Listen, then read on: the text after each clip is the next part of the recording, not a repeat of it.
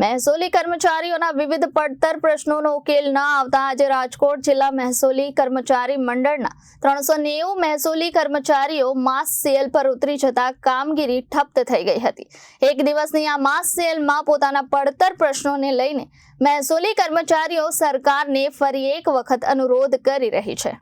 રાજકોટ શહેર જિલ્લાના 390 મહેસૂલી કર્મચારી માસ સેલ પર ઉતરી ગયા છે। કલેક્ટર કચેરીના નાયબ મામલતદારની રજૂઆતોને ધ્યાને લઈ તેમણે ડીમડેટ મુજબ યાદીમાં આગળનું સ્થાન મેળવવા પાત્ર હોય તે મુજબ ડીમડેટ સાથેની નિયમો અનુસાર અદ્યતન પવર્તા યાદી બનાવવામાં આવી હોય તે આધારે નાયબ મામલતદારથી મામલતદારના પ્રમોશન આપવા સહિતની કાર્યવાહી કરવાની માંગણી કરવામાં આવી। એક બાજુ મહેસૂલી કર્મચારીઓએ માસ સેલ મૂકી દીધી છે ત્યારે બીજી તરફ મહેસૂલી કર્મચારીઓની માસ સેલ સામે સરકાર પણ રજા મંજૂરી નહીં કરવા જિલ્લા કલેક્ટરોને તાકીદ કરવામાં આવી છે।